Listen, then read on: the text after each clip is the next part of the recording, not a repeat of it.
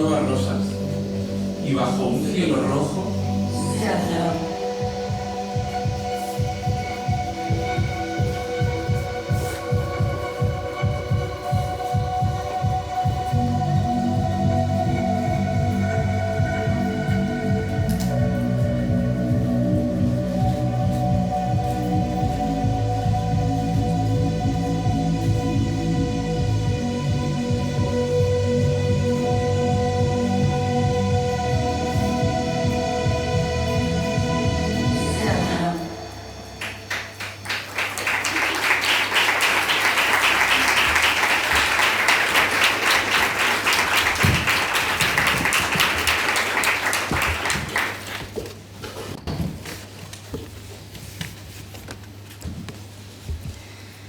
Nos han intentado convencer de que no deberíamos estar aquí.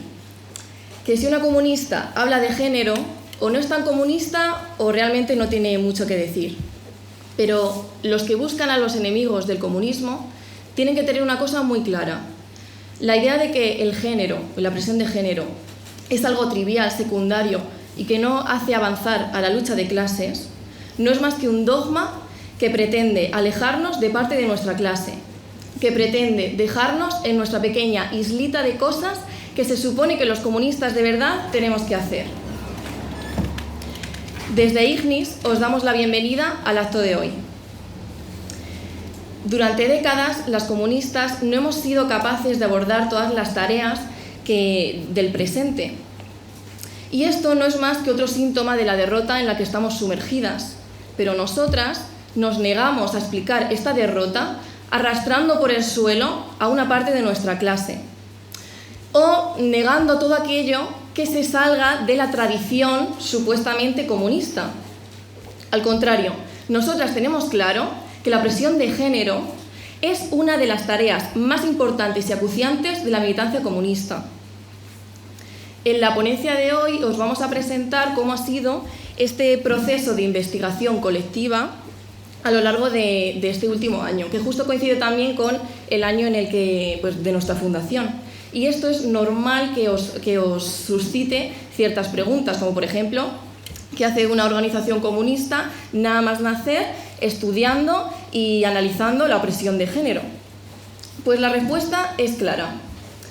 Nosotros no analizamos y para comprender la realidad simplemente porque sea una mera curiosidad o porque sea nuestro hobby o porque nos encante, sino que entendemos que la teoría es algo vivo que tenemos que coger con nuestras manos y utilizarlo para resolver todos los problemas del presente. Y esto no es una decisión fácil, porque tomar la decisión de dedicar tiempo al análisis supone un esfuerzo y un tiempo bastante largo. Y nosotros no podemos dedicar toda nuestra actividad militante al estudio, porque hay una cosa clara: la estrategia que se destina y que se repliega al estudio, meramente al estudio, es una estrategia completamente estéril. Entonces, es verdad que, igual que tenemos que tenerle miedo a la parálisis por análisis, tenemos que tenerle miedo a la práctica mecánica, la práctica inconsciente. Porque si nosotros aspiramos a construir una organización de cuadros, esto significa que la formación y el estudio deben ser una de las tareas fundamentales de la organización. Porque nuestro objetivo es construir cuadros comunistas, militantes comunistas, que sean capaces de comprender la realidad para después transformarla. Decimos que esta ha sido una investigación colectiva porque absolutamente todos los militantes de IGNIS durante este periodo han formado parte y han asumido la tarea de formarse y debatir sobre esta cuestión. Es decir, las conclusiones que sacamos en este libro las sacamos con toda la organización, de toda la organización. Y para ello, la organización ha tenido que dedicar bastante esfuerzo para que cada militante tenga la formación para llegar a un debate en igualdad de condiciones. Y a esto nosotras queremos darle la importancia que se merece, porque para una organización comunista es realmente mucho más fácil delegar la tarea de análisis teórico a un pequeño grupo de militantes, que el resto de la militancia se desentienda hasta que le lleguen unas conclusiones más o menos cerradas. Y es que nosotras tenemos claro que esto no es más que pasividad hacia el desarrollo teórico. Y es una cosa que muchos militantes tenemos, o tienen, y es muy difícil extirparlo, quitárselo. Nosotras lo que sí que tenemos que tener claro es que esta inercia, esta pasividad hacia el desarrollo teórico, la tenemos que combatir con todas nuestras fuerzas, porque al final nosotras en nuestras experiencias pasadas con otras organizaciones, y muchísimos de vosotras seguramente también, habéis vivido las consecuencias de esta pasividad, que entre ellas hemos sacado aquí las dos más importantes. La primera siendo la división que se crea entre la dirección y las bases. Unas bases que se dedican a hacer una práctica militante de manera inconsciente o más que inconsciente, mecánica. Si nosotros aspiramos a crear una organización en la que se medie la teoría y la práctica, la organización tiene que ser el espacio en el que se hacen los debates, en el que se estudia, en el que se analiza y en el que se comprende la realidad. Todo esto extrayéndolo de nuestra práctica diaria. Porque una teoría y una práctica cohesionada es lo que realmente nos va a hacer superar la división entre la militancia que se dedica al estudio y la militancia que se dedica a la práctica mecánica. La segunda consecuencia de esta pasividad es que, al final, cuando un grupo reducido se dedica a hacer teoría y solamente se dedica a eso, es verdad que puede ser rápido y puede hacer teoría de manera mucho más rápida y efectiva, pero esa teoría va a ser débil, porque nosotros tenemos claro que para hacer teoría necesitamos toda nuestra inteligencia, y cuando digo toda, es toda. Y es verdad que no me estoy refiriendo a la militancia, a toda la militancia de Ignis, me estoy refiriendo a todo el movimiento comunista. Nosotras lanzamos este documento al movimiento comunista, al resto de organizaciones, porque queremos que sea una base para el debate, porque queremos que sea la base para desarrollos futuros y que las organizaciones comunistas la utilicen para superarla, para superar estas teorías. Porque el estudio realmente que hemos hecho no termina aquí. Esto no es más que un peldaño para que el movimiento comunista en general pueda apuntar aún más alto. Y es que muchas veces nos hemos dado cuenta que a la hora de acercarnos a la línea política de otra organización nos encontramos con cierta ambigüedad, porque a veces leemos un documento y no tenemos claro si es realmente la línea de la organización o si es un documento más de opinión.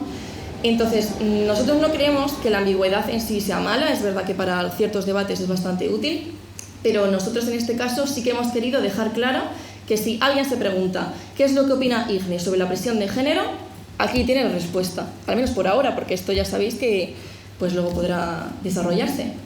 Y para facilitar el estudio hemos puesto al final todas las conclusiones, las hemos sintetizado en 12 tesis. Y cuando digo que este documento es un documento inacabado, es porque no solo nos queda todavía seguir desarrollándolo a todo el conjunto del movimiento comunista, sino porque después de la clarificación teórica le sigue una clarificación política. Ahora nuestro trabajo, una de las tareas que vamos a asumir, entre otras muchas, es la de discernir cuál va a ser la estrategia y la táctica que emana de esta teoría. Y después de todo esto que os he contado, mi compañera va a entrar más en materia y va a presentar el resultado de estos análisis. Primero os explicará el contexto de las organizaciones del movimiento comunista con relación a la opresión de género y a continuación desarrollará el contenido de cada uno de los 4 documentos. Muchas gracias.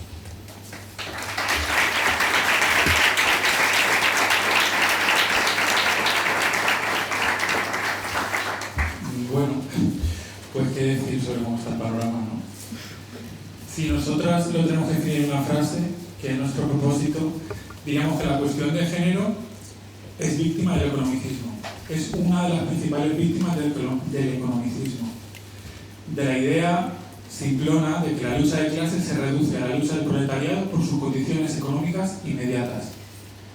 Entonces, cuando se trata de hacer un análisis de la cuestión de género desde una perspectiva de clase, como un aspecto de la lucha de clases, se la reduce a las expresiones que al economicismo le resultan más familiares. que suelen ser las expresiones que tienen que ver con la lucha por el salario. Entonces así todas podemos reconocer expresiones como pues, que los estereotipos de género existen porque la burguesía necesita dividirnos y enfrentarnos para que no protestemos por nuestros derechos. O que los prejuicios machistas existen para poder pagar salarios peores, inferiores a las mujeres. Pues hasta cierto punto es cierto, pero esta realidad es incompleta. Estas frases no son capaces de captar la complejidad real del fenómeno y a las comunistas nos sitúan en la irrelevancia. Pero el problema no acaba aquí. Hay otras corrientes, por llamarle de alguna manera, que se sitúan en el economicismo no para analizar la cuestión de género, sino precisamente para desdeñarla, para reafirmar su propia identidad como obreros. De forma que cuestiones como la del género se entienden como cuestiones secundarias, ¿no? Serían modas pasajeras y cuestiones que desde luego no preocupan a los obreros de verdad. Habría que ver cuáles son los obreros de verdad. Este economicismo, decimos nosotras, reaccionario, a veces trata de sofisticarse y adopta disfraces filosóficos y entonces habla de condiciones materiales para la opresión, habla de bases materiales. Pero si prestamos atención a esos discursos, nos daremos cuenta que cuando hablan de bases materiales no se están refiriendo a las relaciones económicas fundamentales como la propiedad privada, no. Se están refiriendo a la realidad física, a lo palpable, a lo tangible. Y ahí acaba su materialismo, en un materialismo vulgar.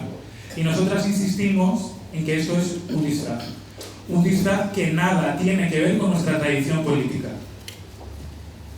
El problema es que esto no acaba aquí. Creemos que el economicismo también está presente en los propios desarrollos feministas.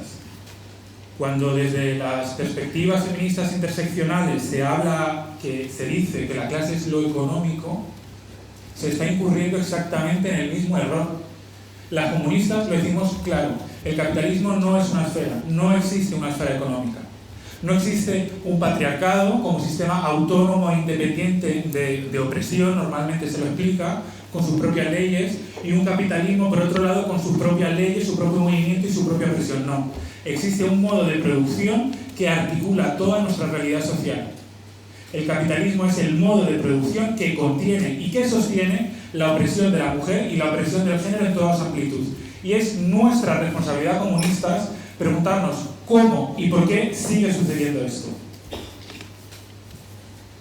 Entonces aquí apuntamos ya en una dirección, sí, en positivo.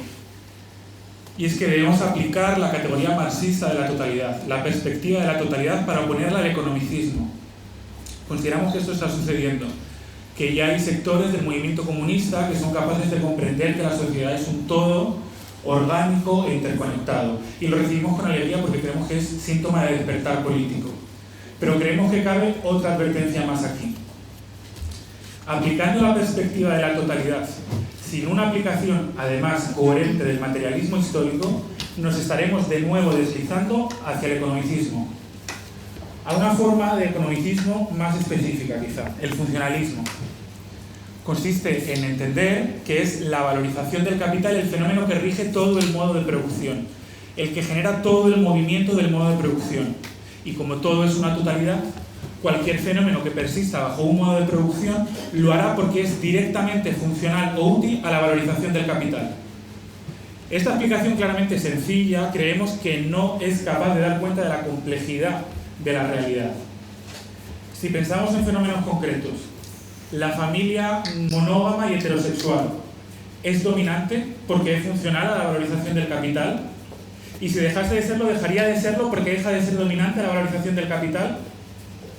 Creemos que se muestra que esta forma de explicación no es capaz, de nuevo insisto, de dar cuenta de la complejidad del proceso, de entender que la sociedad es un todo articulado y sobre todo contradictorio, en constante movimiento, con tendencias y contratendencias que se oponen constantemente, complejizando mucho más los motivos por los que en este caso persiste la opresión de género en el modo de producción capitalista. Pero aquí queremos ser un poco alentadoras porque creemos que es justo ahí donde el marxismo brilla con más fuerza, en el análisis de la totalidad concreta y contradictoria, porque estamos convencidas de que la concepción comunista del mundo es la herramienta más útil que tenemos para entender la opresión de género en el modo de producción capitalista. Entonces, por sintetizar un poco lo expuesto hasta el momento, venimos diciendo que el movimiento comunista es víctima del economicismo, en su aplicación más pura, en su desarrollo más reaccionario, en su aplicación feminista y en su superación parcial por parte de esta perspectiva funcionalista que mencionaba anteriormente. Pero creemos que el problema va un paso más allá, y es un problema mucho más sencillo en realidad. Es directamente la desatención a la cuestión de género por parte de las comunistas. Una desatención que nos ha condenado a una práctica intuitiva e inercial. Y es una lástima porque realmente lo que necesitamos las comunistas es claridad sobre la cuestión. Necesitamos un análisis integral que sea capaz de dar cuenta de este fenómeno complejo desde una perspectiva marxista. Y muchas de las que estamos aquí, nosotras mismas, nos ocupábamos de este problema, de esta cuestión desde antes de fundar IGNIS, y esperábamos que sucediese esto en las efemérides, ¿no?, más esperadas, en marzo, en junio, pero todo el año. Un análisis que fuese capaz de explicar la opresión de género, el orden de género, como parte del modo de producción capitalista. Y bueno, por supuesto, si lo hacía alguien, pues para nosotras mucho mejor, ¿no? Pero no ha sucedido, o al menos nosotras no nos hemos enterado. Así que nos hemos decidido a hacerlo nosotras mismas. Pero antes de dar paso a este contenido, nos gustaría en este momento hacer una advertencia más bien una reivindicación. Y es que la urgencia de la cuestión de género no se reduce y no se puede reducir al avance de la reacción. No se reduce a nuestra responsabilidad como comunistas de denunciar toda forma de opresión y arbitrariedad, como decía Lenin.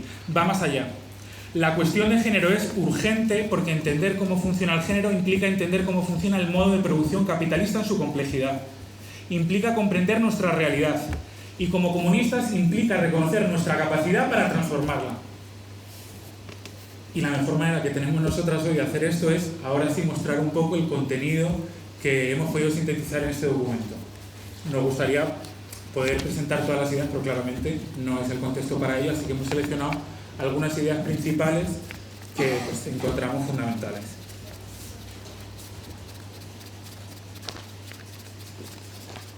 Me perdonáis que es que me hago si no. ¿Por qué persiste la opresión de género en el modo de producción capitalista? Creemos que esta es un poco la pregunta. Para responder a esta pregunta nos tenemos que fijar en una mercancía especial, en la fuerza de trabajo. Nos tenemos que fijar concretamente en cómo se reproduce y cómo se renueva día a día, pero también generación a generación. Es decir, nos tenemos que fijar en la reproducción social total. Tenemos que aplicar la perspectiva de la totalidad. En el contexto del análisis de la cuestión de género, esto supone ir un poco más allá de los análisis que solo se centran en diseccionar los fenómenos que ocurren dentro del hogar doméstico. Supone ir un paso más allá de los análisis que empiezan y que terminan en la familia. Y esto es lo que nosotros hemos tratado de hacer en el primer artículo, que lleva el título de El movimiento de género en la totalidad social. Para tratar de superar estas limitaciones a las que me refería, nos hemos basado en la teoría de la reproducción social de una forma crítica. Entonces, respondiendo a la pregunta que daba inicio a esta parte, nosotros respondemos que la opresión de género persiste porque persiste una división sexuada del trabajo. Esta división sexuada del trabajo, a su vez, persiste porque existe una esfera de actividad particular necesaria para la reproducción social.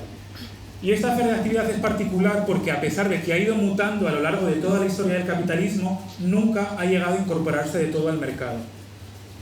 El hecho de que esta esfera no haya podido subsumirse en el mercado impone a la clase dominante, en este caso a la burguesía, la necesidad de desarrollar una política sexual, una línea de acción política capaz de incidir sobre la reproducción social.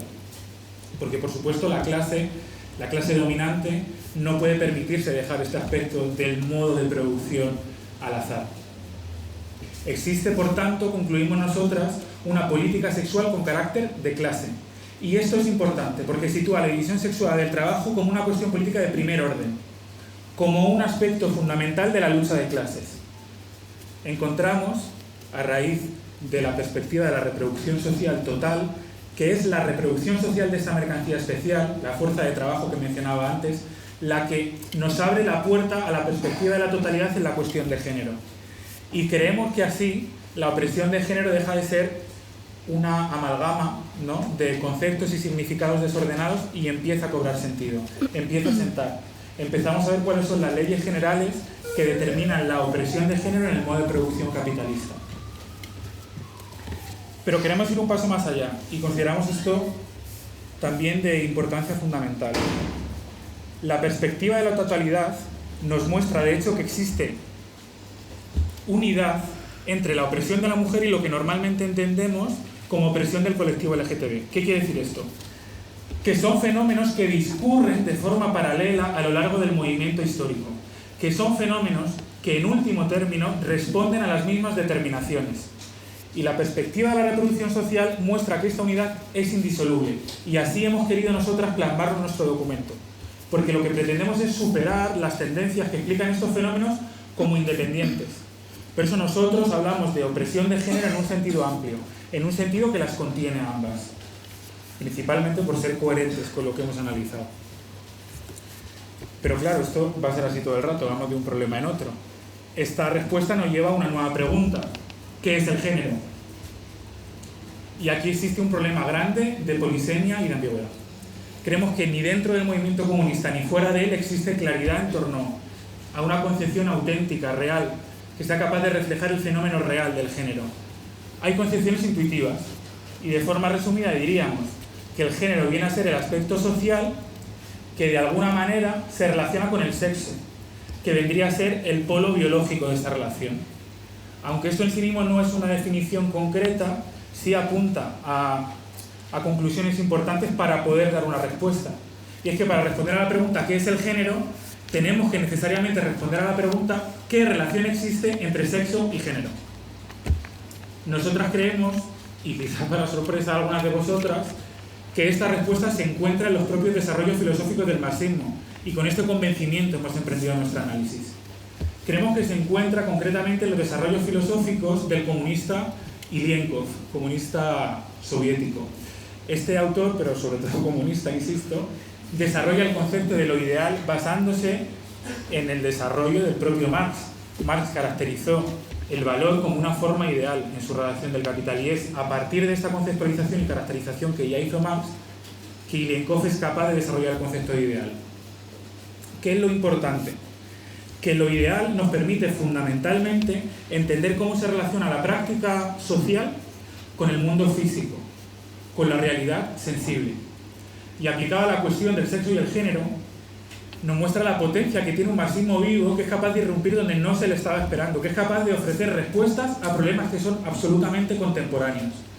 Para responder a las preguntas que nosotras nos planteamos en este artículo, nos resulta útil la concepción de lo ideal porque nos permite entender lo que es la conciencia social, o en términos del propio Ilienkov, que es la conciencia del ser social. También nos permite entender qué son y cómo existen los ideales sociales. Esta serie de conceptos las hemos intentado reflejar en el segundo artículo: sexo y género, una relación ideal. Entonces, volviendo a la pregunta, decíamos que para responder necesitábamos dos polos: el género y el sexo. Empezamos a intentar desentrañar un poco el género. El género, como decíamos, habitualmente se define como lo cultural, y aquí otro problema. Lo cultural muy frecuentemente se entiende escindido de la producción de los medios de vida, de manera que no se entiende lo cultural como lo que realmente es, que es la idealidad social, los ideales sociales que operan en una sociedad y que rigen la práctica social humana. Ilienkov nos dice que la idealidad existe precisamente ahí, en la práctica social humana y en la realidad social que esta práctica transforma. Esto es un poco complejo, pero partiendo de estas premisas podemos empezar a definir la idealidad. La idealidad de entrada ya deja de ser lo imaginado o lo pensado. Tiene que ver con la actividad, con la práctica, no con lo que se piensa y lo que se imagina. Y si somos consecuentes con estas dos premisas que acabo de dar, también decimos que la idealidad es una forma de realidad que existe tan objetivamente como el mundo sensible. Si me seguís con estas premisas, voy un paso más allá. Y es que la idealidad, en tanto que producto de la actividad, no puede ser producto de la actividad del individuo, considerado aisladamente, o de la suma aritmética de las actividades de muchos individuos. La idealidad es el producto de la actividad del ser social. Y el ser social es el agregado contradictorio de relaciones sociales que involucran a estos individuos en la producción de los medios de vida. Entonces, con esto creemos que nos acercamos a una definición del género. si asumimos que el género es un conjunto de ideales sociales, podemos decir ya que el género no es lo imaginado o lo pensado por un individuo o por una colectividad, y que tampoco existe en un éter. Podemos decir que el género son prácticas, que el género son instituciones, que el género es la huella que el ser social deja en el mundo físico. Porque la humanidad, porque nosotras, no conocemos ninguna realidad que no haya sido transformada socialmente con anterioridad. Entonces llegamos al segundo polo de la relación. Veníamos hablando del género y decíamos que para definirlo necesitábamos al sexo. Pues vamos al sexo. De nuevo comenzamos con una concepción intuitiva.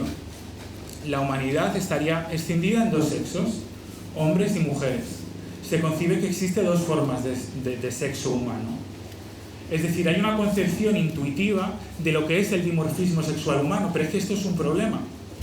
Es un problema porque esta concepción intuitiva no casa con la concepción científica del fenómeno, porque la realidad del dimorfismo sexual humano es que se expresa de forma tendencial, no de forma dicotómica.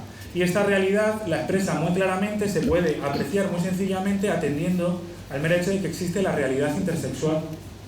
Entonces, a pesar de que el dimorfismo sexual humano se expresa realmente de forma tendencial, lo consideramos como una escisión en polos absolutamente estáticos y opuestos.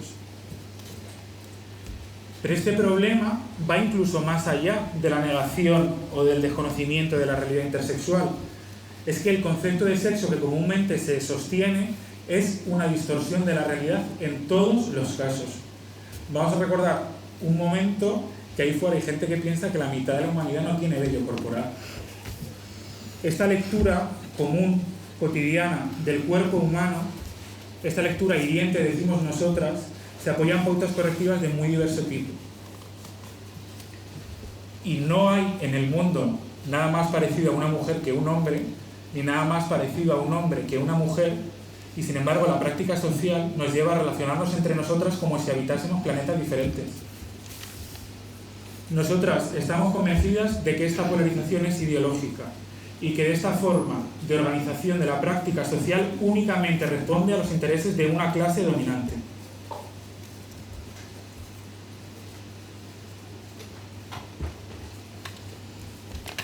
Vale, hasta ahora hemos aclarado algunas cuestiones sobre el tema, o eso espero. Pero no hemos superado la ambigüedad de la que me venía quejando al principio. La hemos constatado y la hemos organizado un poco, sobre todo con la idea de quitarnos de encima la lacra del materialismo vulgar. Lo que queda por delante es presentar nuestros propios conceptos para comprender la opresión de género, para comprenderla de forma coherente con el materialismo dialéctico y con la perspectiva de la totalidad. Y esto es lo que hemos intentado hacer en el tercer artículo, el orden de género capitalista. Entonces, recapitulando lo que ya he presentado, lo que ya hemos concluido para este momento, decimos que el modo de producción capitalista debe operar de alguna manera sobre la división sexual del trabajo y que este hecho en sí mismo le impone a la clase dominante la necesidad de desarrollar una política sexual que sea capaz de incidir sobre el fenómeno. Y además también hemos dicho que la realidad a la que denominamos género es un conjunto de ideales sociales. Un conjunto de ideales sociales mediante los que nos relacionamos con nuestro entorno y sobre todo con otras personas. Pues muy sencillo, lo que sostenemos nosotras es que el orden de género es una articulación contradictoria de estos tres elementos. Una división sexual del trabajo, una política sexual capitalista y una idealidad de género. Este conjunto de ideales sociales del que venimos hablando. Empezamos con la división sexual del trabajo. Y lo primero que quiero hacer en este momento es un apunte. Hablamos de división sexuada y no sexual, como solemos oír en nuestros entornos, división sexual del trabajo, porque queremos ser coherentes con nuestros propios análisis. Y si hemos llegado a la conclusión de que el sexo no es algo puro y desde luego no es algo inmutable, también hemos reconocido que el sexo está cargado de significación social. Esto implica que cada división de trabajo entre hombres y mujeres estará activamente promoviendo una concepción y una vivencia del sexo. Estará activamente promoviendo, estará actualizando una concepción de la división sexual del trabajo. Estará sexuando a los individuos que se vean involucrados en esta práctica. Por eso hablamos de división sexuada del trabajo. Hecha esta aclaración, queremos decir que la división sexual del trabajo es el fundamento último del carácter que toma el orden de género a lo largo de su movimiento histórico. Esto quiere decir que el orden de género puede flexibilizarse o puede constreñirse, hacerse más rígido. Esto lo hará en función de que la división sexual del trabajo se acentúe o no. Y también queremos presentar aquí o justificar que hablamos de división sexual del trabajo como una forma de división del trabajo en general, porque es exactamente eso, una especialización diferenciada entre hombres y mujeres en lo relativo a la producción de los medios de vida, es decir, en lo relativo al trabajo considerado de forma amplia. Y esta especialización diferenciada afecta tanto al mercado laboral como al hogar doméstico, está presente en ambas esferas. Pues un segundo elemento. Sobre esta división sexual del trabajo, como decíamos, trata de actuar una política sexual, que lo hará en función del momento histórico y de la coyuntura con mayor o menor éxito. Una política sexual es un conjunto de líneas de actuación política que la clase dominante sostiene, como clase en su conjunto, como una facción de la clase o como una alianza interclasista.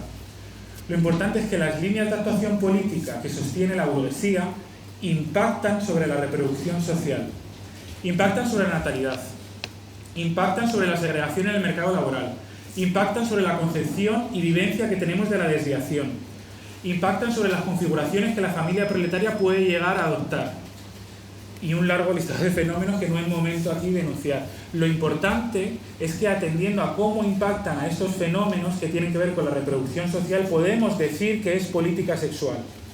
Es decir, la política sexual capitalista no es un conjunto de enunciados que la burguesía sostiene sobre lo que son los hombres, las mujeres, la debilidad, cómo se relacionan. No. La política sexual capitalista es el conjunto de la acción política. Y si la distinguimos como política sexual es porque nosotros, a la hora de analizarla, nos estamos fijando en cómo incide en la reproducción social. Pero con estos dos elementos, división sexual del trabajo y política sexual, no agotamos la realidad que el concepto de género trata de abarcar. El género, eso que llamamos el género, que a ver quién se atreve a definirlo, está presente en nuestra cotidianidad de forma constante, en cada interacción, y lo hace sin ser explícitamente, sin ser directamente reconocible como política sexual capitalista o división sexual del trabajo.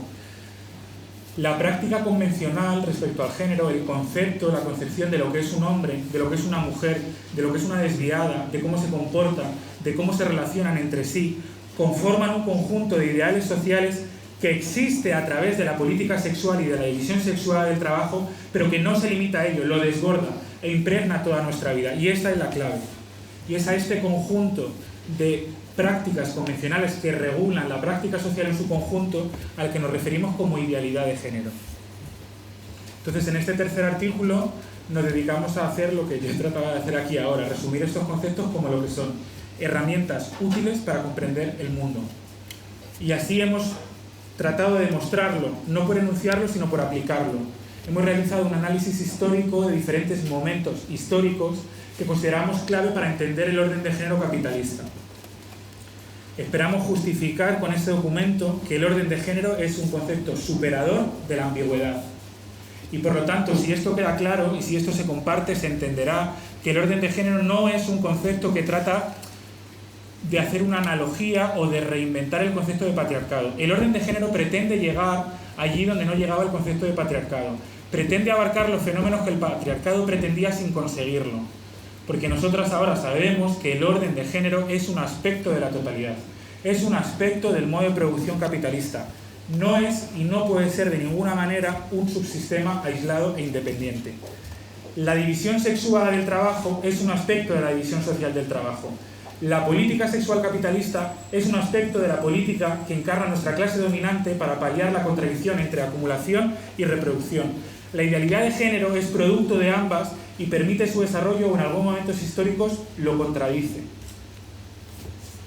Con esto lo que esperamos que quede claro es que el corazón que bombea vida al orden de género no es otro que el propio modo de producción capitalista. Pero no terminamos aquí. No podemos terminar aquí porque habitualmente el género se analiza y se entiende desde lo subjetivo, desde la subjetividad, centrándose en las experiencias individuales. Y consideramos que esto es un problema añadido a la cuestión, porque si nos centramos únicamente en nuestras experiencias individuales para analizar la cuestión, jamás seremos capaces de comprender hasta qué punto lo estructural determina lo subjetivo, hasta qué punto la subjetividad está determinada por el movimiento de la sociedad en su conjunto. Pero también somos indulgentes y entendemos que es coherente, al menos, que el género se entienda así, porque es así como se vive, como una segunda piel que se adhiere a nuestro cuerpo y de la que no podemos deshacernos. Entonces, por eso, cuando estábamos embarcadas en el proceso de discusión y de elaboración de este análisis, considerábamos que si no ofrecíamos un análisis marxista de la subjetividad y de la relación de la subjetividad con el orden de género, no estaríamos proponiendo un análisis integral, a pesar de que lo estuviésemos pretendiendo. No estaríamos siendo capaces de superar la ambigüedad de la que venimos hablando. Y esto es precisamente lo que hemos tratado de reflejar en el cuarto capítulo, sujeto a desorden, el género en la vida humana. En este artículo, en esta parte del texto, defendemos que fenómenos como la identidad de género o como la orientación sexual, desde un entendimiento marxista de lo humano, no pueden ser de ninguna manera fenómenos innatos o inmutables. También defendemos una concepción marxista de la socialización, porque es un concepto que encontramos manoseado, y no casualmente, porque se ha manoseado aplicándolo de forma simplista y de forma mecánica, precisamente para analizar o para hablar sin ningún tipo de consideración sobre la realidad trans. Además de estas ideas, en esta parte del documento tratamos de reflejar otras, pero ahora yo me quiero detener en una muy concreta y muy sencilla. Es la idea de que el orden de género es algo mutable, que se transforma y se desarrolla con su movimiento histórico. Y sobre todo que en cada momento de su movimiento histórico encuentra una forma particular de desviación. Esto quiere decir que la desviación, las desviadas, somos las prácticas o las personas que encarnamos aquello que contradice la tendencia dominante de la idealidad de género. Dicho más sencillo, las prácticas o personas que encarnamos aquello que socialmente ha sido producido como indeseable. Y por sí mismo, esto apunta a conclusiones políticas. Y es que la desviación, las desviadas, no somos algo externo al orden de género. Formamos parte de él, lo constituimos.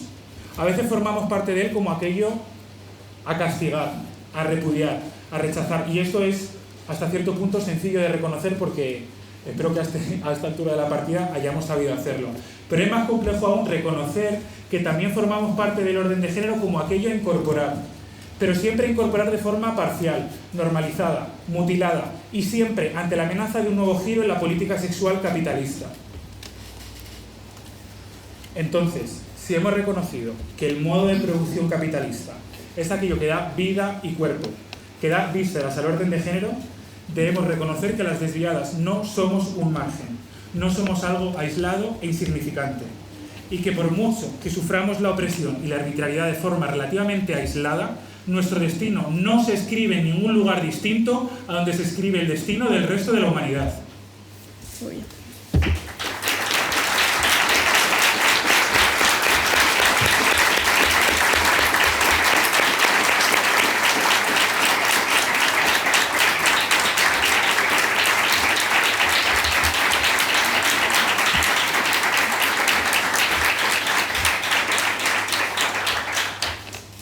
Bueno, con todo esto hemos hecho un recorrido a las fuerzas que rigen la opresión de género, desde lo estructural hasta lo subjetivo. Y ahora, para terminar, queríamos explicar cómo esta comprensión de la reproducción social, cómo estas dinámicas estructurales, cómo estas vivencias subjetivas también sitúan nuestra militancia política. Porque descubrimos que nuestra militancia política se hace en un espacio en el que deberíamos estar reproduciendo nuestra fuerza de producción, nuestra fuerza de trabajo. Es decir, se hace quitándole tiempo al tiempo, se hace cuando deberíamos estar haciendo la compra, deberíamos estar descansando, jugando algún videojuego. Entonces, claro, realmente, cuando estamos militando, ¿estamos reproduciendo nuestra fuerza de trabajo? Pues podemos decir que en parte sí. En parte sí, porque para algunas la militancia es lo único que nos mantiene cuerdas dentro de este mundo de barbarie. Pero en realidad estamos haciendo algo muy diferente, porque no estamos reproduciendo una clase obrera, un proletario que esté desorganizado o impotente. Estamos creando un proyecto político capaz de arrancar el mundo que existe de raíz. Y es que en este camino de clarificación sobre la opresión de género nos hemos dado cuenta de que mientras la militancia se hace camino en nuestras vidas, nosotras nos estamos desviando de lo que estaba prescrito para nosotras como proletarias, de que estamos viviendo vidas desviadas. Y frente a esta vida que nos atomiza, que nos separa, nosotros tenemos que aprender qué es la camaradería y ponerla en práctica. Porque al final estas ganas de crear un mundo nuevo no las llevamos solas en nuestros corazones, las llevamos en cada uno de la militancia comunista, en parte de nuestra clase que queremos que cada vez sea más grande y más fuerte. Porque al final descubrimos que a pesar de esta imagen que pretenden darnos de la militancia comunista como algo normativo y masculinizado, estas vidas desviadas, nosotros decimos que no. La militancia comunista es una mariconada. Y nosotras lo decimos bien claro y no vamos a permitir que nos arrebaten la bandera roja que nosotras, las proletarias, tenemos que alzar porque realmente nos va la vida en ello. Muchas gracias.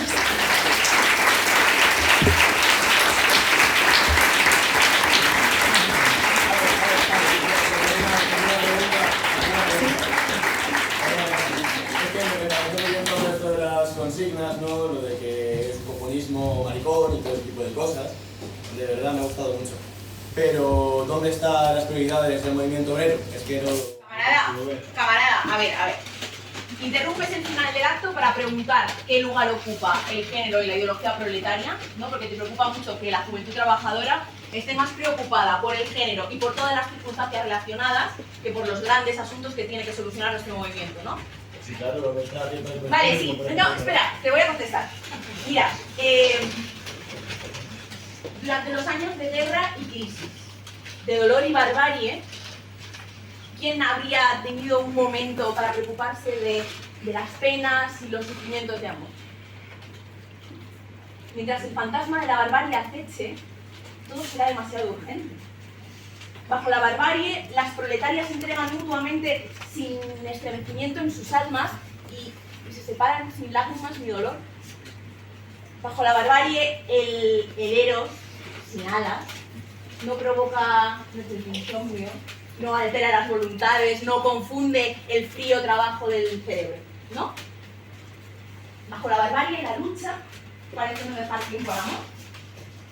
Pero ahora que hemos vencido, aunque solo sean nuestros sueños, si pretendemos vencer, el cuadro es totalmente distinto.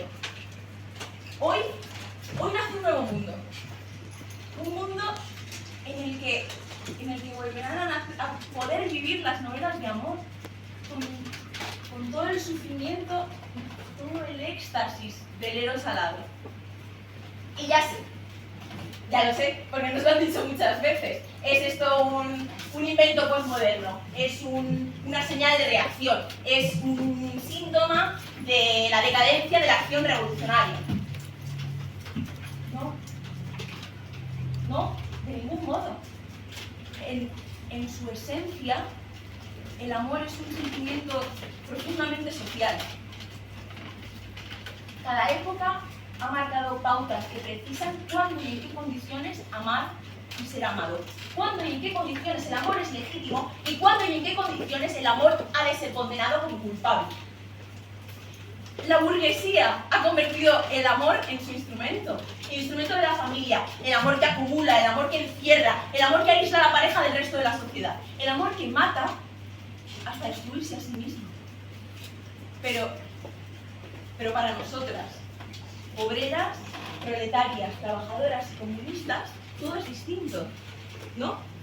El ideal de amor de nuestra clase está basado en la solidaridad de espíritu, en la admiración colectiva, en la colaboración en el trabajo, en la ayuda. Es un amor que es igualdad en las relaciones, que no aspira a la posesión del corazón ni el alma del ser amado. Un amor que es sensibilidad fraternal, el arte de asimilarse, de conocer de verdad a quien uno ama. Y es un amor camaradería, ¿no? No me malinterpretéis. Porque en nuestra ideología, la ideología proletaria, en su lucha contra la tormenta, inevitablemente arrancará muchas plumas de las alas del delicado Eros. Pero a cambio le hará crecer otras de una fuerza, brillo y una belleza hasta ahora desconocidos. Y ya no quedarán alitas rotas y un cielo rojo por el que volar. En el futuro nos espera un nuevo mundo, una nueva sociedad, una sociedad en la que desaparecerá el frío de la soledad moral que encerraba el amor como un instrumento de la burguesía. Todo para el amado, proclama la moral burguesa. Todo para la colectividad, respondemos nosotros. Cuanto más unida esté la humanidad por los lazos duraderos de la solidaridad, tanto menos lugar le quedará al amor burgués, ese que acumula, ese que aísla. En el futuro nos espera este nuevo mundo. La desigualdad y todas las formas de dependencia de unos cuerpos con respecto a los otros, de dominación, desaparecerá sin dejar rastro. Y con su desaparición, el Eros, dios del amor, ocupará un puesto de honor como sentimiento capaz de enriquecer la felicidad de la sociedad comunista. Una nueva sociedad de relaciones fraternales entre los miembros de la colectividad trabajadora y creadora. Una nueva sociedad de grandeza y de voluntad. Una nueva sociedad que nos espera en el futuro. Porque, camaradas, el futuro es del Eros alado. El futuro es comunista.